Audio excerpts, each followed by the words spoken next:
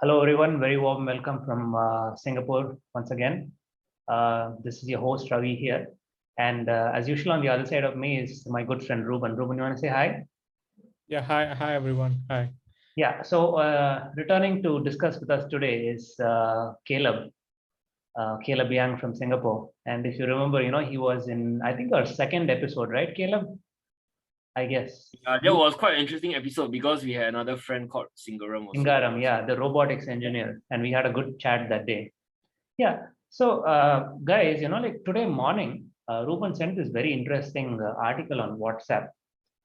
And just give me a second. I'm going to share my screen. Okay, you guys can see my screen? Yep. Yeah. Okay. So this is basically about this Indonesian aquaculture startup, right? And the news is that, they broke a record because they are the first startup in the aquaculture space to raise 90 million US dollars. And this is actually called eFishery, as you can see in the picture. And basically what they do is, they are kind of integrating the entire aquaculture supply chain and value chain in Indonesia. I think I should thank Mr. Mark Zuckerberg for bringing this on my Facebook page as a suggested news. If you're listening, Mark, actually, thank you very much. So yeah, so actually I quite actively read in all these startups that raise money and what they actually do. So yeah, so looking at it from that perspective, so this was actually a unique startup. We don't see every day a fishery industry, a startup from fishery industry raising this much money. But it's not about how much money they raise, right? So now the question comes into what they're actually doing. Yeah. So and what is the value proposition to, to their customers in general. So yeah, I mean, that's the thing. So if we can actually look deeper into that one. Okay.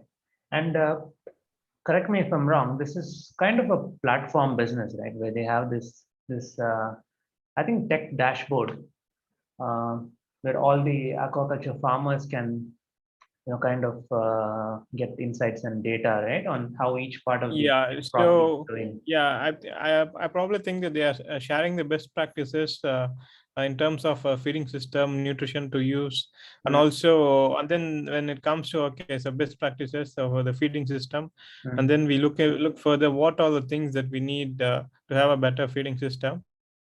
And then the supply chain question comes in, and then they integrate the entire supply chain into into the application, and then make it easily accessible for anyone to build a better farming experience, fish farming experience.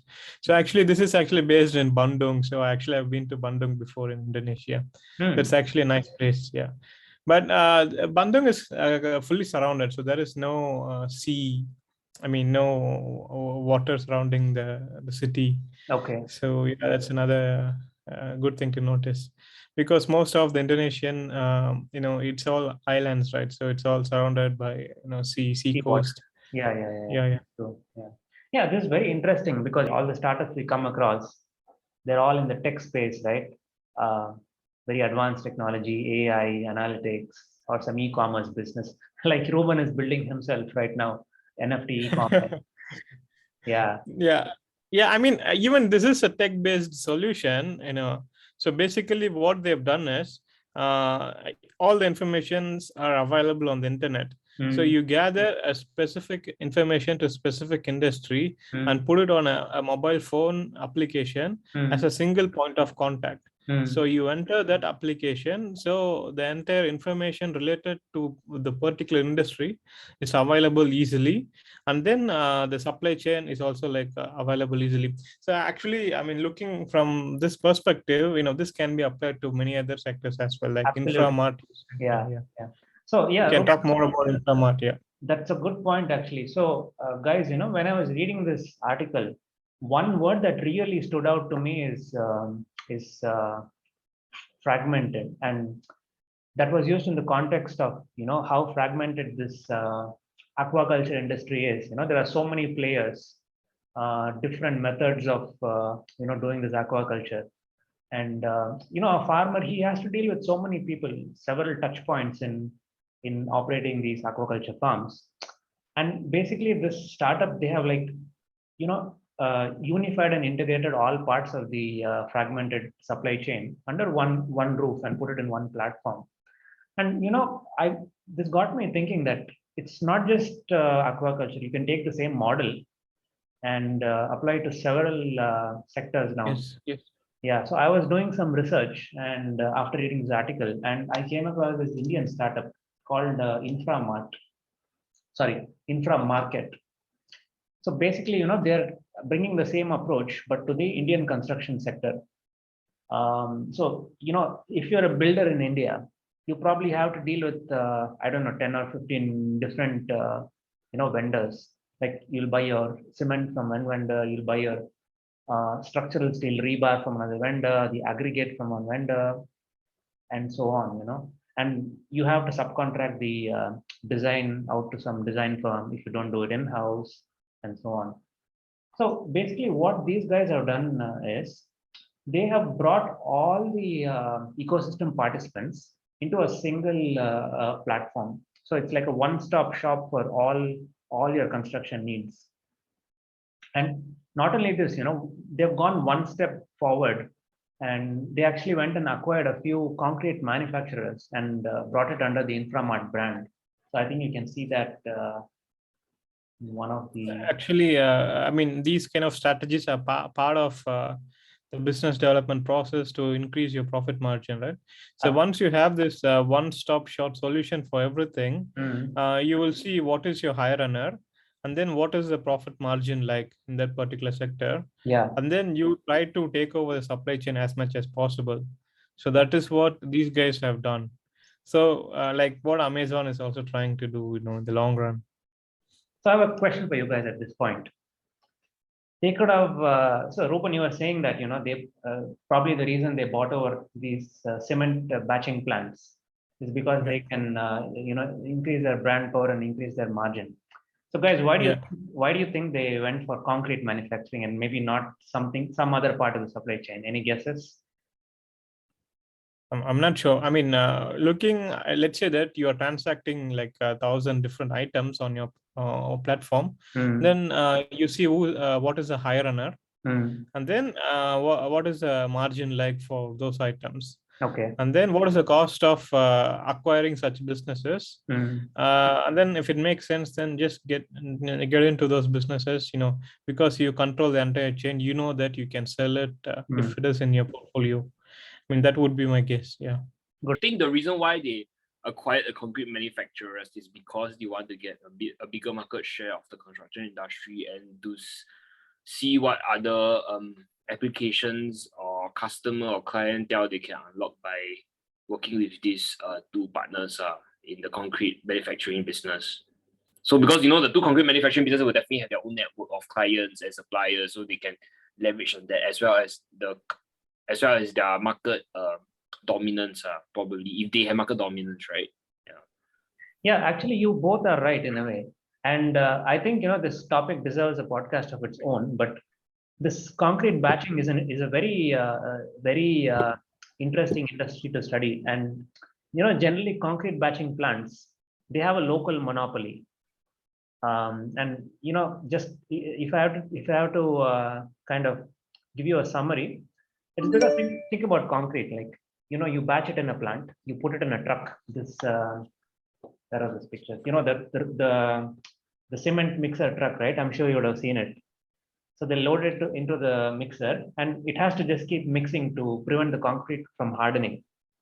So the truck can only, travel a certain distance or 90 minutes, whichever is, bigger.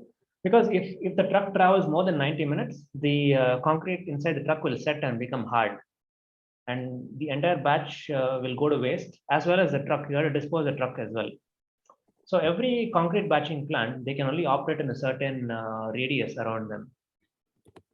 For example, I hold this, I used to hold this stock in a US micro cap company called Boston Sand and Gravel. So basically, they used to supply gravel rocks and ready mix concrete for construction. And they had a monopoly in the entire city of Boston due to this reason. Yeah. Yeah. I mean, it's a good strategy as well. Yeah. So if you could, I mean, where else can we like apply such, strategies? Yeah, that's a good question. What other fragmented industries can we conquer, right, using this approach? Yeah. Let's think. How about fishery? Yeah, Caleb, go ahead. Caleb, go ahead. I think one of the most underappreciated industries is actually art. Like Art. visual art. Okay. And for a gallery to sell artwork from an artist is very difficult because you need to get rights to an artist as well as you need to get clientele. And not all people who see your artwork will be interested to buy it. So I think if they leverage these and to do it like a marketplace for selling artwork, I think there will be potential. And there's not a lot of players that actually go into this place. As in Singapore, there's this thing called the Affordable Art Fair that is done every year. So you can go to the hotel and every room they have artwork from different galleries. So it's very interesting because you just pay for the pass and you can have a network to all the artwork like from the region, maybe at least Asia region. So it's very interesting. I actually went once and I'm quite impressed with the amount of artwork. It's called Affordable Art Fair. I think it's in Singapore, but they have places in like Hong Kong, Stockholm, and fairs in other places. They even have fairs in like Amsterdam, Hamburg, New York, Brussels. Yeah, it's really interesting to see it. So I think art has a very special place in my heart, and I'm always very impressed with some of the artwork that I see when I go overseas, in the museums, for holiday. So I always think that artwork should be not underappreciated, but should have its value. Okay. Therefore, and even nowadays we have NFTs, right, that has artwork of artists. So I think you can actually consider that approach. But then again, saying that it's not going to be very easy making money out of having a marketplace of artwork because there's not a lot of clients and it's probably more niche. So there's drawbacks also in doing a market that is not very leveraged. It's a very new market or it's very underappreciated market. But there is value in going for a market that has not been done or there are not a lot of people working in that market. Yeah. Let's pass the time to Ruben now to share his insights. I mean, artwork is actually a wonderful industry to be in because we know that in the long run it generates a lot of value if the art is of good quality. Famous. Yeah. It's very similar to VC investing, venture capital investing. Like you place 10 bets and maybe one will work out.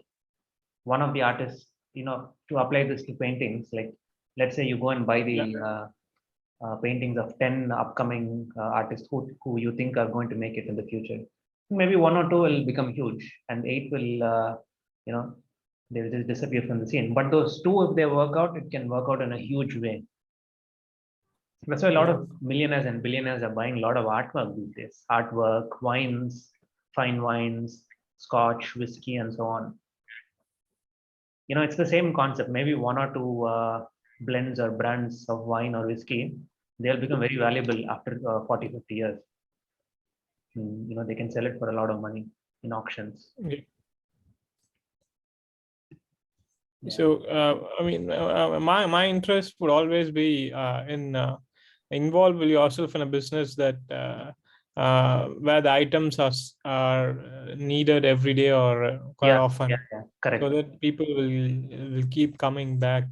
Yeah, and then give them a good value proportion to come back. It should be something that people use, very frequently, preferably on a day-to-day basis. And it should be, small value items. It should not be a big ticket item. Yeah. So, one thought that popped into my mind is all these, service stations like mechanic sheds. So if you look at a place like, I don't know about Singapore, Caleb, maybe you can enlighten me. But where I'm from in India, like all these mechanic sheds, they're independently owned and operated by the mechanic and his family. So, like if you can raise some money and start rolling up all these sheds into one brand or one company, you're basically taking the fragmented industry and sort of consolidating it. Yeah, I think the biggest example in India is PayTM, right? Like how they create a payment platform to help rural people in India do transactions. And I think it was a very successful product and idea because a lot of people don't have access to banking, right? So I think this solution can replicate to any industry. And in Singapore, I think one thing we benefit from Singapore is the interconnectedness in terms of infrastructure, of people, of ideas, and even the freedom of innovation. And how easy it is to do business or to start a new business in Singapore. Absolutely. So that's something that a lot of people can leverage on, be it in Asia or other markets in Europe and Africa and South America.